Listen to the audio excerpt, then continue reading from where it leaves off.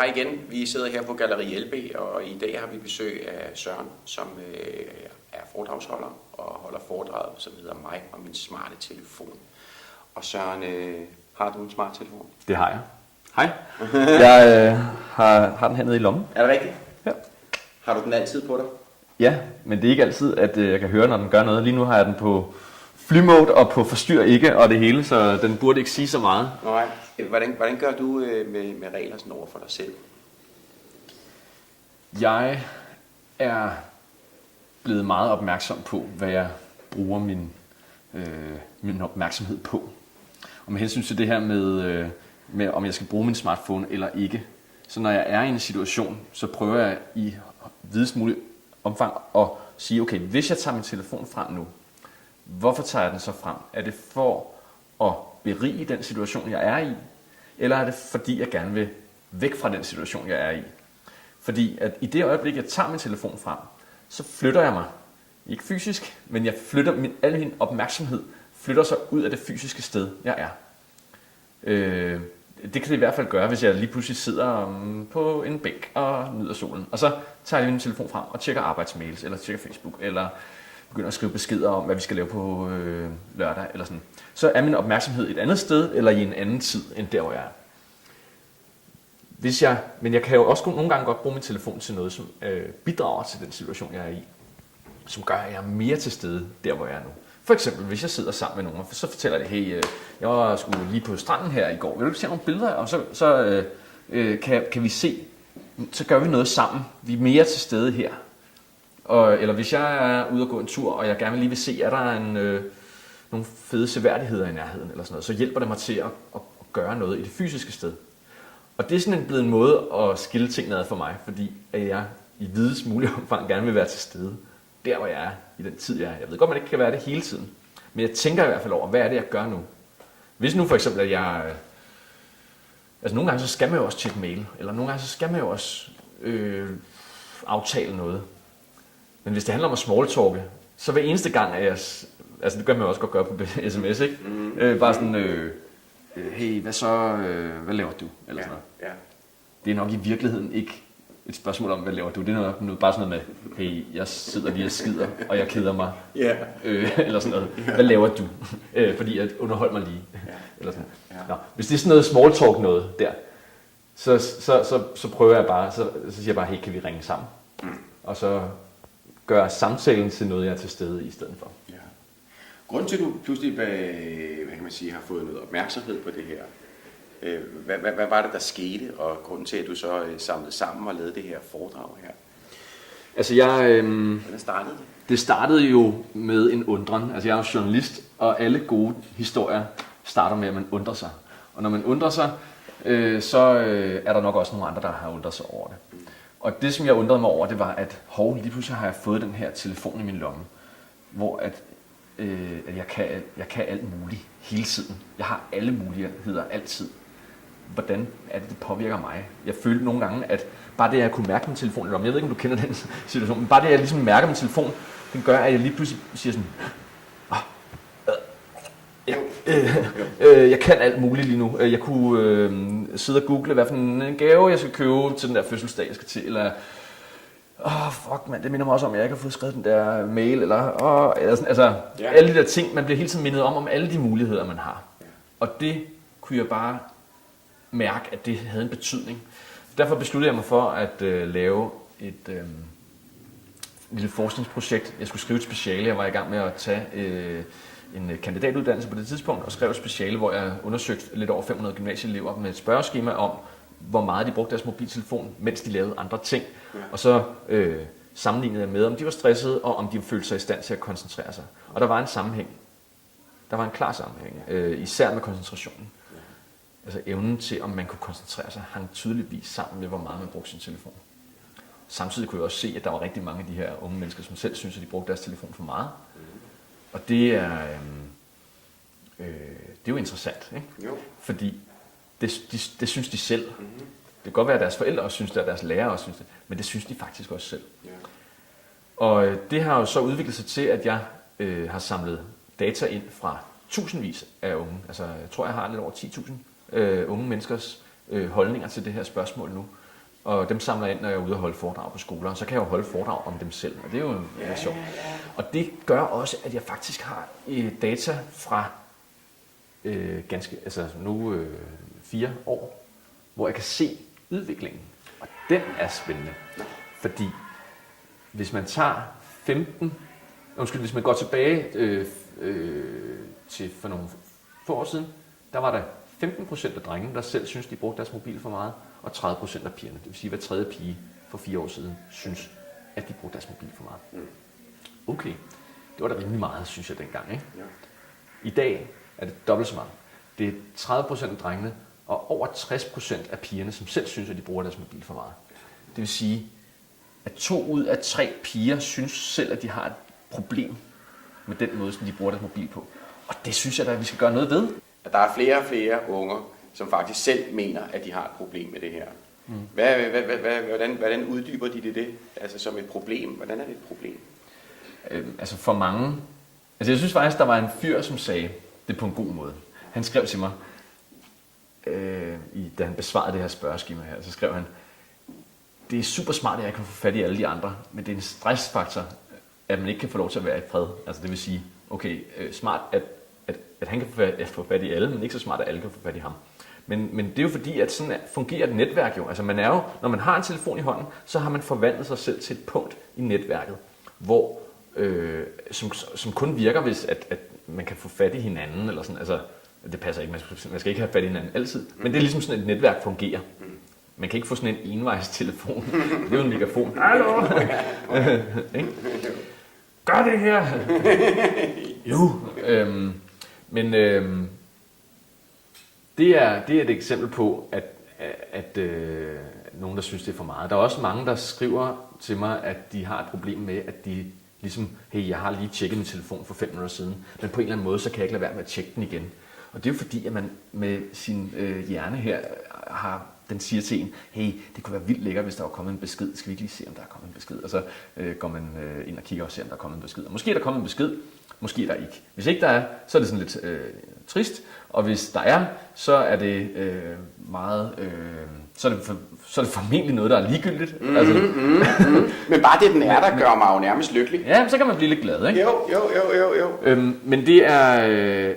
Det vil også sige, at vi har faktisk på meget, meget kort tid, altså hvornår kom smartphone? Den kom for ikke engang 10 år siden. Altså for 8-9 år siden, for 7 år siden begyndte vi sådan at have en. Ikke? Jo. På meget kort tid har vi forvandlet alle tidspunkter af døgnet til noget, hvor man kan alting. Det vil sige, og hvad vil man gerne? Jamen man vil gerne socialisere, man vil gerne snakke med de andre. Især fordi så kan man få at vide, at man er interessant, og man er sød, og man er sjov, og alt det der, ikke? Og så kan man også få ordnet alle mulige praktiske ting. Så lige pludselig så med et trylleslag fra det ene år til det andet, har vi forvandlet vores opfattelse af tid og rum meget dramatisk. Og det er jo noget af det, som jeg har studeret og har beskæftiget mig med i de sidste 6-7 år, ikke? Ja. Så derfor, men så spørgsmålet så, hvad er det for en verden, vi har fået skabt så? Ja, for det er jo mit næste spørgsmål. Hvad er det der? Hvor er vi så henne nu? Jamen, hvor er vi henne nu? Jamen, nu er vi i en verden, som i meget høj grad består af, at man altid er i kontakt med nogen. Og hvis ikke man er, så føler man sig måske enormt trist og enormt ensom eller sådan noget. Så må det eneste muligt, man kan gøre, det er, at man sørger for at skrive til nogen, eller poste et eller andet, og håbe på, at der er nogen, der synes, at det er fedt, ikke? Jo. Og så kan man lige få et hurtigt klap på skuldrene, og så får man at vide, at det var dejligt, og så er det glemt igen, og sådan. Altså, og der er så, det er ikke for at underkende, at der foregår nogle fede ting på de sociale medier. Mm-hmm. Det her, det kommer jo også til at ligge på de sociale medier. Hej, det er jo det. Men dobbelt. Men samtidig så er vi kommet i en situation, hvor vi hele tiden skal passe på at vælge, hvad det er, vi bruger vores opmærksomhed på, fordi den kan altid ryge et eller andet sted hen. Ja. Hvordan søren skulle vi dog gøre det? Hvordan skulle vi kunne vælge, når vi nu har det hele? Jeg har alle mennesker i hele verden i min lomme, og alt er muligt. Altså, Mit speciale hed faktisk, når du har hele verden i din lomme. Nå, okay. Ja. Men hvordan kan man, altså fordi så får jeg jo svært ved at vælge. Altså så får jeg jo svært ved at køre den der selvjustits. Ja. Ikke? Fordi at lige nu, der er jo ikke nogen regler. Det er jo det vilde vesten i forhold til, hvad der er godt og sundt. Det er jo selvfølgelig også, fordi vi ser os som, at vi er stadig forsøgskaniner på en eller anden måde. Ikke? Jo. I en fantastisk markedsføring af et produkt, som vi bare har Som vi bare har taget til os. Fuldstændig, ikke? Og nu langsomt, imens vi er i gang med at æde den, begynder vi at få at vide, hvad det egentlig er, den indeholder, ikke? Og hvad, altså, fordi du siger det her med, at de unge hele tiden at de begynder at snakke mere og mere omkring, der er det her problem her. Men der er jo ikke rigtig nogen, føler jeg, der tager hånd om det. Nej. Altså...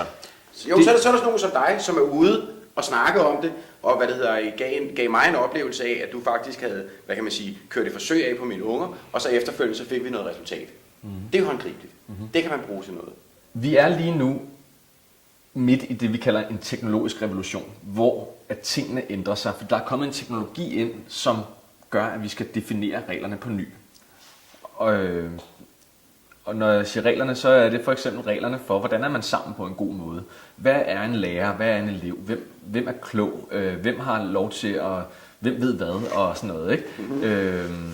Hvornår er man på arbejde? Hvornår er man ikke på arbejde? Og sådan nogle ting. Ja. Alle de der regler er vi nødt til at diskutere igen nu, hvor vi har en teknologi. Men det er vi ikke færdige med. Vi er stadig i gang med at diskutere det. Og når vi sidder og snakker om det her, så er vi også i gang med at diskutere det. Og dem, der sidder og lytter på det, de er også med til sådan at sige, hvad vi er gøre. Og sådan. Ja, og kommentere. Ja.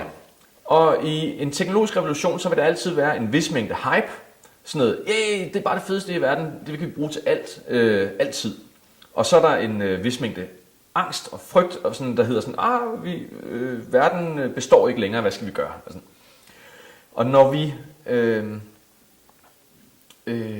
vi så diskuterer og forhandler, det er jo det, vi gør. Vi forhandler med hinanden, og vi forhandler med vores børn, vi forhandler med vores chefer, så begynder tingene ligesom at falde på plads. Og så begynder systemet ligesom at træde i karakter.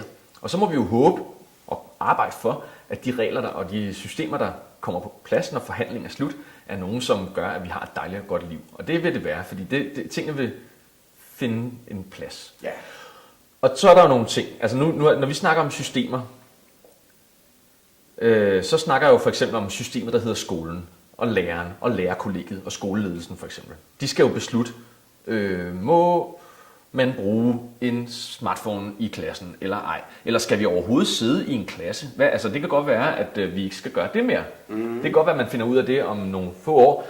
Det kan ske meget hurtigere, end vi tror, at det er faktisk ikke en fed måde at køre skole på. Det skal være på en anden måde. Det kan også være, at de finder ud af, at det kunne jeg godt forestille mig, at der er der også allerede mange skoler, der begynder at sige, der er ikke nogen grund til, at man har sin smartphone på sig, når man er i klassen. Fordi at det eneste, den gør, det er at forstyrre. Det er meget sjældent, at man sådan, kan bruge den. Og hvis man så endelig skal bruge den, så kan man sige, nu må I gerne tage den frem. Eller her har I dem. Jeg har lige haft dem heroppe, fordi det har I ikke kunnet administrere selv. Ja. Nu kan I bruge dem til at tage billeder af jeres forsøgsopstillinger, og så tager jeg dem ind igen, eller hvad det nu er. Ikke? Ja. Det kan være, at det er sådan nogle regler, som man finder ud af. Men det, som jeg mener, det er bare, der kommer et system. Systemerne skal ligesom finde ud af, hvad de skal gøre. Ja. Og det har skolerne jo ikke fundet ud af nu, for eksempel. Fordi de har jo 100 forskellige regler. Lærerne har hver forskellige regler, som eleverne skal forholde sig til. Så når at den her forhandling er slut, så er der forhåbentlig mere konsensus om, hvad der er godt og hvad der ikke er godt.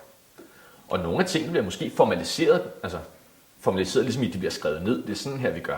Ligesom at der er nogle skoler, der siger, man kan ikke købe sodavand på vores skole. Men det er bare et eksempel på, at man ligesom finder frem til noget, og nogle ting bliver formaliseret. Der kunne man godt forestille sig, at man sagde, vi har brug for at putte noget fed viden ind i hjernen på jer, og hvis I hele tiden sidder og spiser, at jeres hjerne spiser Snickers, fordi I bare sidder på Facebook gennem hele skoledagen, så bliver jeres hjerne fed, og det gider vi ikke have. Og derfor så beslutter vi sådan her, ikke? Ja. Hvis det er det. Ja. Det kan også være, at der er nogle andre skoler, der siger, at vi har en anden politik, fordi vi er sådan en Twitter-skole, eller sådan, ikke? Ja. Så det er den der forhandling, vi er i gang med. Det er bare det vil sige. Og det er derfor, vi ikke kan finde ud af det. Og det er derfor, vi diskuterer det. Og det er derfor, at vi skal finde ud af, hvordan de her systemer skal være. Og grunden til, at jeg siger systemer hele tiden, det er fordi, at det kan ikke være overladt til den enkelte. Det er ikke dig. Hvis du sidder og siger sådan, jeg kunne fandme godt spise en Snickers nu, ikke? Ja, der ligger 48 Snickers på bordet, og så står der en glas med gulerødstænger. Armen spiser bare 48 Snickers, og så sidder Joachim Høst bare og bliver mega tyk, og så kunne det godt være, at man sagde sådan, okay, måske skal vi hjælpe Joachim med ikke at spise Snickers hele tiden, så vi prøver lige at lave et system, sådan at han rent faktisk skal gå ud af døren og finde sin punkt frem og gøre et eller andet, for at han kan få den der Snickers, ikke? Du fortalte noget spændende før omkring det her med, hvor en virksomhed går ind og begynder at sige nogle ting. Kunne du ikke lige prøve at fortælle den der med... For eksempel, men det er... Der begynder at ske nogle spændende ting med de der systemer lige nu. Det er så ikke i skoleverdenen, men det er så i virksomhedsverdenen. For eksempel så er Daimler, som er en bilproducent, de har besluttet sig for, at når man er på ferie, så kan man sætte en auto-reply på, hvor at den, der har sendt mailen, får at vide, tak for din mail, den her mail kommer jeg ikke til at læse, fordi jeg er på ferie, og nu bliver din mail slettet, så du skal sende mig en ny mail, når jeg er tilbage den her dato. Jeg kommer ikke til at se det her, fordi at systemet gør, at jeg ikke skal møde tilbage til en inbox med 200 ulæste mails i. Super smart, og det fede er faktisk, at folk, der sender den der mail til den, og får det der svar, så 99% af dem, der har sendt en mail, de siger, ej okay, vildt fedt. Ja, det vil vi også have. Jeg vil også have det der. Ja. Og jeg respekterer fuldt ud, at du er på ferie. Jeg har nu hermed ikke nogen forventninger til dig. Og jeg skal måske, og det er jo så det fede, ikke? Finder folk ud af, hey, jeg kan faktisk løse det her selv. Det, som jeg skrev til dig om, var bare lige, hvad er Johns telefonnummer. Måske kan jeg lige slå Johns telefon. Skub den lidt videre, ikke? Måske kan jeg bare slå Johns telefonnummer op selv, ikke?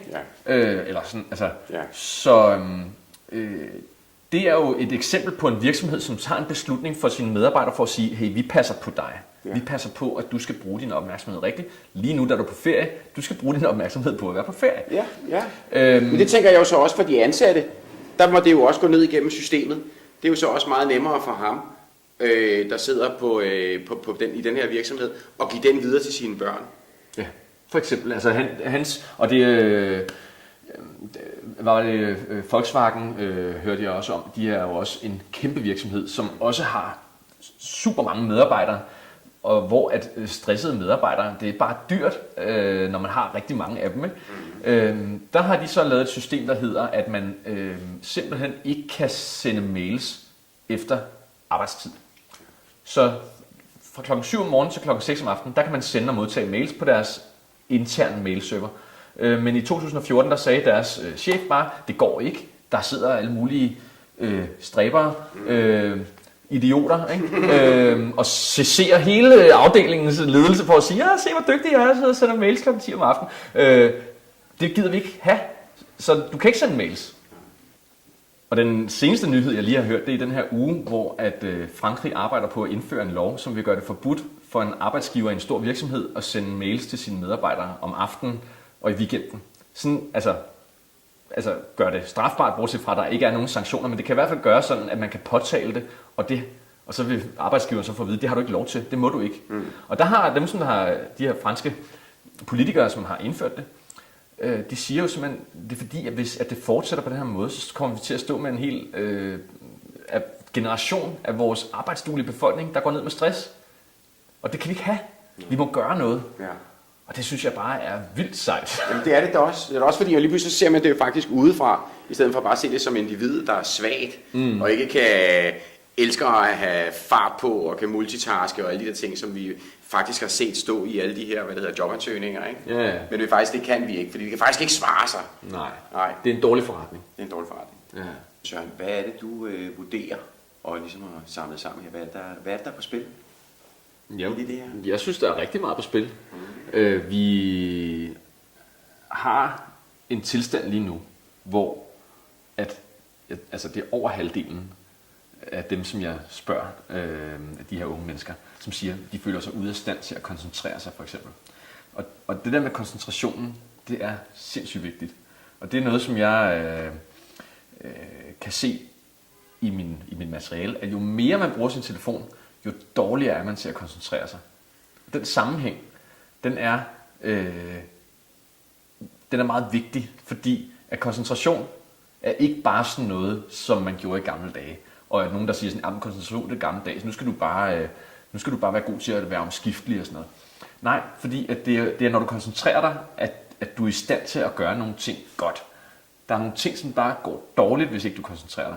Du kan ikke lære noget nyt, hvis ikke du koncentrerer dig. Fordi du er nødt til at beskæftige dig. Det er sådan, hjernen fungerer, når du skal huske noget. Så er du nødt til at beskæftige dig med det i et vist stykke tid, før hjernen ligesom siger, nå, nu har jeg arbejdet med det her noget tid, så er det nok, fordi det er vigtigt. Så det gemmer vi lige i langtidsudkommelsen. Og så når det er i langtidsudkommelsen, så kan man altid finde det frem igen. Ikke? Så hvis ikke det får lov til at komme ned i langtidsudkommelsen, så er det bare væk igen, ligesom en Snapchat. Puff, så er det væk. Ja. Og det vil sige, at du måske sidder i skolen, eller i en samtale, eller til et møde, eller et eller andet, og du sidder sådan, jamen jeg hører fint efter. Sådan. Og det kan godt være, du hører det sådan, ja, ordene kommer ind. Men hvis ikke det gemmer sig, eller hvis ikke det sådan får lov til at lære sig, så er det væk igen. Og så er der så nogen, der vil sige, jamen du behøver jo ikke vide noget. Du kan jo bare google det. Nej, fordi sådan fungerer vores hukommelse ikke.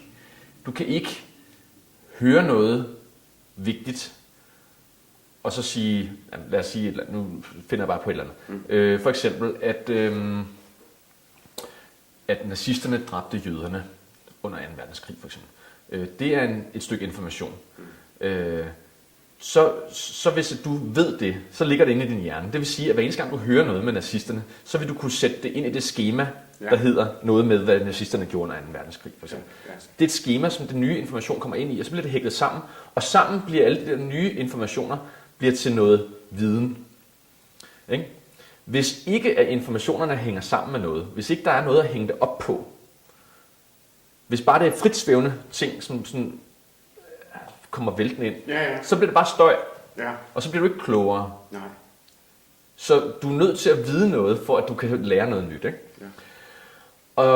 Og derfor så er vi nødt til at koncentrere os. Altså men så er så problemet, at det kan man ikke bare. Man kan ikke bare sætte sig ned, nå okay, nu koncentrerer jeg mig. Altså, hvis du er vant til sådan hele tiden, nu spiller jeg lige lidt på guitar i 2 takter, og så går jeg lige over og spiller med World of Warcraft, og så skyper jeg lige med 4 venner på en gang, samtidig med at jeg har 3 messengers tråde i gang, eller sådan, eller hvad ved jeg. Hvis det er sådan, du arbejder, så koncentrerer du dig aldrig.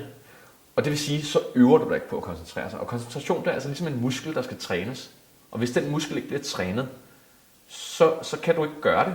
Det er ligesom at sige sådan, nu har jeg siddet og set Game of Thrones i 4 uger i træk, nu løber jeg lige maraton, eller sådan. Det kan du ikke. Altså, så kan du godt prøve på det. På med løbeskoene, det ligner umiddelbart, at du er i gang med at løbe maraton, og så giver du op efter 2 minutter. Ikke? Fordi at det var du aldrig bygget, altså det kan du ikke. Det er din muskelmasse og din psyke eller noget som helst bygget op til. Og det er jo det samme, der sker, når nogen siger sådan, jeg går da i skole, fint nok, jeg sidder her og arbejder samtidig med at sms'er og skriver med alle mulige, og når jeg laver lektier, altså det er også det, altså stort set alle, som jeg har de her undersøgelser fra, de sidder og bruger deres telefoner eller computer til alle mulige andre ting, mens de laver lektier. Ja. Men det betyder bare, at deres koncentrationsmuskel, den er fuldstændig som en lille regnorm. Altså, de kan ikke. Og så når man så beder dem om at gøre det, så er de bare ikke i stand til det. Det er jo derfor, at dansk, altså universitetsuddannelsen dansk, jamen de har et problem. Fordi de kan ikke få deres studerende til at læse en bog. Det er hele den uddannelsen. Hele uddannelsen handler om at læse bøger og lære dansk litteratur og sådan. Det kan de ikke finde ud af. Fordi det har de aldrig rigtig gjort. Jo, de kan da godt læse. Men de kan læse 4 sider. Skæmter vi. Ja. Læse 4 sider, ikke? Ja. Og så kører det. Så, jo, det er vigtigt. Vi har et problem med, at den måde, som vores hverdag og vores samfund, vores sociale relationer, den måde, som de fungerer på, passer ikke sammen med den måde, som vores hjerne virker på. Nej. Og den laver man altså ikke bare om. Nej, det gør man jo ikke. Men altså, jeg tænker bare, der må der være nogen af de høje generaler, som også ved det her. Som også tænker over det her. Har du noget viden på, hvad sker der i de her dage her? Altså, fordi når du siger til mig, at jeg hører også, at nu er vores koncentrationsevne, den er faktisk lige blevet overhalet af en guldfisk, ikke? Altså, at vi er helt dernede som mennesker. Takket være. For manges vedkommende, ikke? Ikke? Var det The Times, der skrev det her? I hvert fald, jeg så linket, ikke? Ja, for du havde ikke tid til at læse den artikel. Nej, jeg så bare de overskriften. Jeg så de overskriften. Det er du nødt til. Ja. Du har ikke tid til at læse den artikel. Nej, det er skal da lige meget. travlt. Det er da lige meget, mand. Det skal da ikke bruge til noget. Det skal da bruge dem der, som jeg kan sådan... Punchlines. Ja. Kom med punchline. Ja, one-liners. Kom nu med den. Ja. Hvor jeg tænker, jamen altså, hvis det er sådan, at menneskets koncentration, og hvad selvfølgelig også med smartphones, og som bruger dem her, at den der ligesom er på spil. Hvis vi er ude i nu, at du fortæller, er inde på universitetet, der har vi svært ved at få de studerende til at læse en bog. De kan godt skæmme den igen, men de har faktisk ikke læst den, og måske taget en note eller to, og ligesom, som du siger, samlet sammen om i langtidsudkommelsen. Hvad fanden ender det simpelthen? Jamen altså... Ender det med ligesom Wall-E, hvor vi sidder? Altså, jeg gider jo ikke lyde som sådan en neoludit, der står ude ved togbanen og råber af de nye tog, og sådan noget gammel mand, ikke? Jo, men her må du godt. Det er sådan en frizone. Her må man godt. Godt. Men jeg siger, at vi er nødt til at passe på den evne at have sin opmærksomhed på det, som er vigtigt. Og det er vi nødt til at være opmærksom på, at det er en evne, der skal trænes tidligt. Og den skal, altså, det vil sige, det nytter ikke noget, at man først begynder at øve sig på det, når man for eksempel kommer på universitetet. Så det er noget, som... Der er jo mange skoler, der siger sådan, jamen, vores unge, de skal lære at beherske en iPad og sådan noget. Jamen, prøv at høre. En 2-årig kan beherske en iPad. At de skal nok lære at trykke på de der knapper.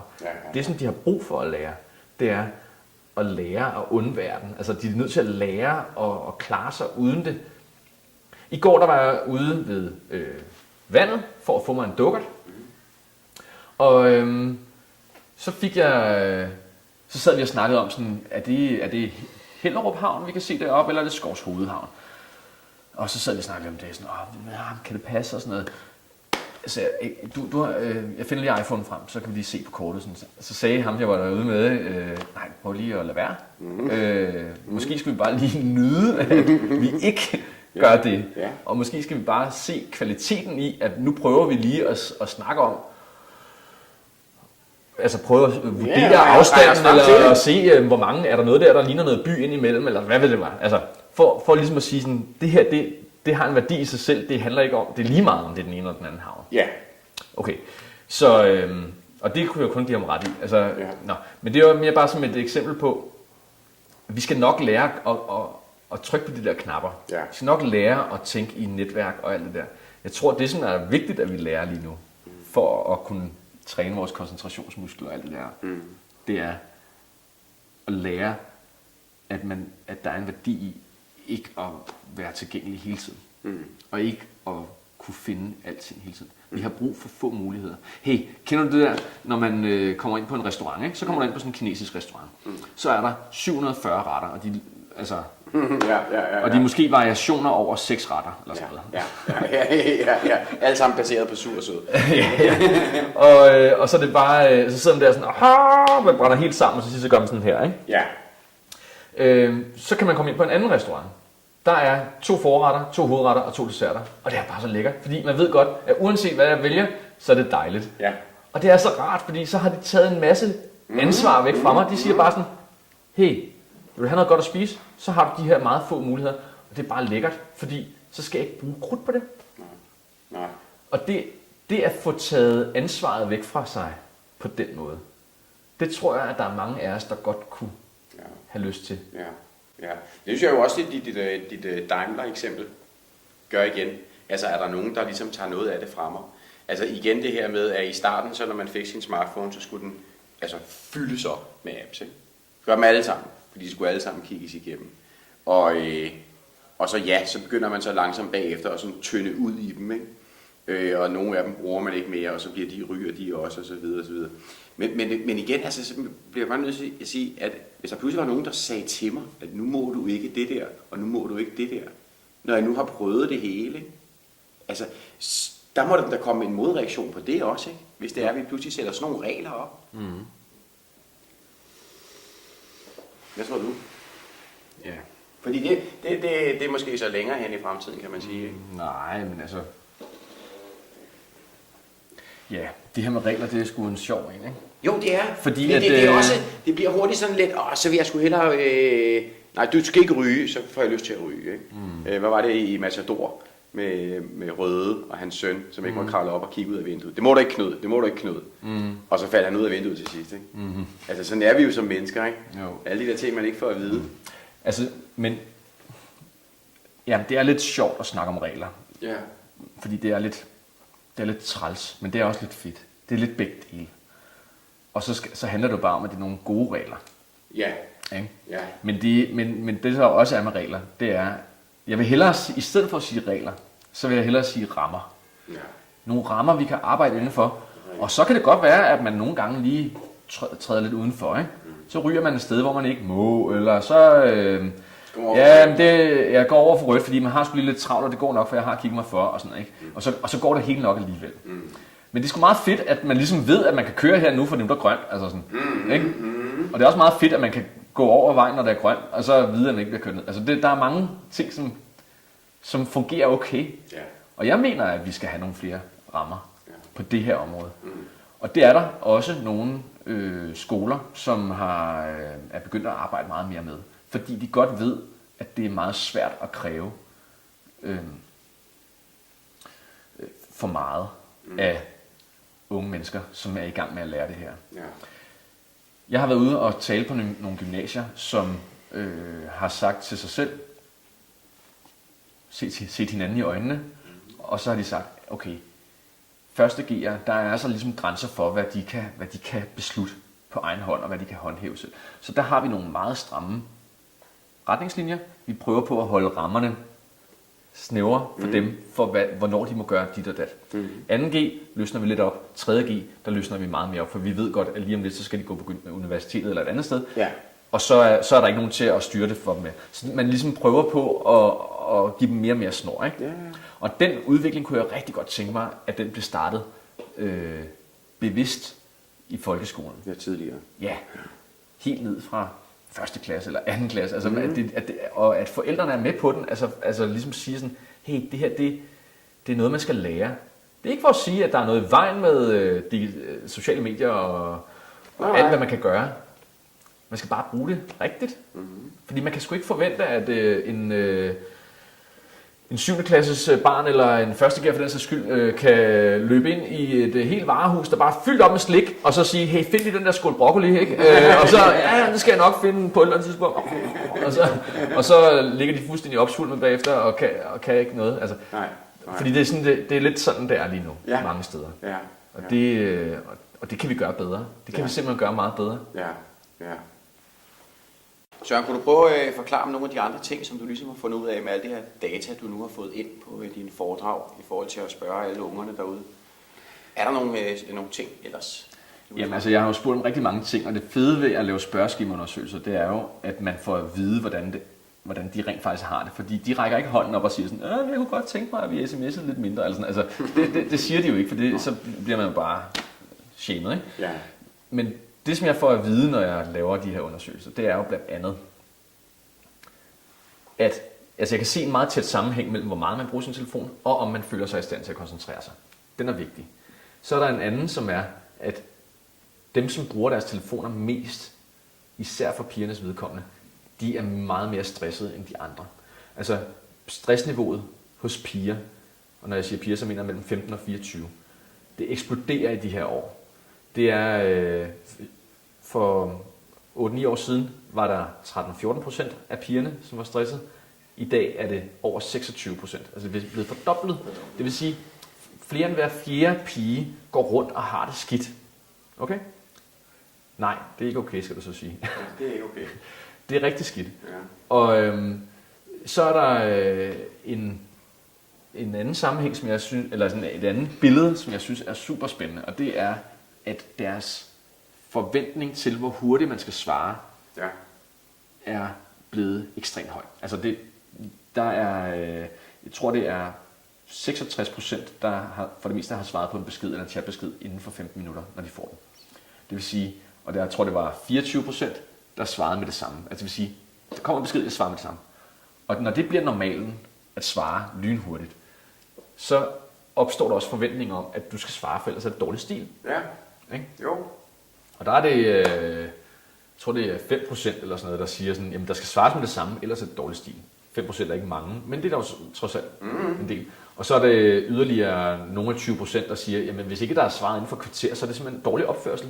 Det er da det mindste, man kan forvente, at du har sgu da fået min besked. Jeg ved, du har din telefon i lommen. Svar nu. Der er ikke, altså de tænker ikke den der situation, der hedder, måske sidder jeg faktisk lige og laver et eller andet, som jeg ikke skal forstyrres i. Den tilstand findes ikke. Det bliver vi simpelthen nødt til at snakke om. Det går ikke. Og det er også derfor, at jeg er i gang med at opdrage min egen omgangskreds, altså på den måde, at jeg bare tit har min telefon på forstyr ikke, hvor jeg ikke kan høre eller se, om der bliver skrevet. Og det er ikke fordi, jeg vil være streng. Det er simpelthen bare fordi, at jeg vil bare gerne vende mine omgivelser til, at det ikke er noget, man kan tage for givet, at man bare altid svarer hurtigt. Nej. Det kan godt være, at du synes, det er vigtigt. Det kan også godt være, at jeg ville synes, det var vigtigt, hvis jeg vidste det. Men det gør jeg bare ikke. Fordi lige nu, der laver jeg noget andet. Ja. Men er du så ikke bange for, at den modreaktionen er, at så gider de sgu ikke at ringe til dig? Jo, det er jo selvfølgelig så bliver flokken skubber derfra. Jeg tror ikke, flokken skubber mig fra, men der er sikkert nogen, man mister. Mm. Og så kan man jo så overveje, om det er en pris, der er værd at betale. Altså det er ikke fordi, jeg vil lyde som om, at venner, det må jeg bare skille mig af med, hvis det er et eller andet. Ikke? Det er ikke sådan, jeg har. Men så må man jo snakke sammen om det, og bare sige, prøv det ikke for at være streng over for dig, men det er bare fordi, jeg kan ikke svare alle hele tiden. Nej. Så må vi snakke, så må vi ringe sammen, eller sms'e om, hvornår vi så skal snakke sammen. Ikke? Ja. Fordi det andet, det er en illusion. Det er en illusion, at man kan holde nær kontakt med 100 mennesker. Altså, det går ikke. Fordi der er så mange minutter, er der ikke. Og jeg kan ikke have et meningsfuldt liv, hvis ikke at jeg må sidde her og snakke med dig en halv time, uden at blive forstyrret. Altså, det bliver... Det andet, det er en illusion. Søren Hepsgaard, foredragsholder af mig og min smarte telefon. Tusind tak. Tak. Tak.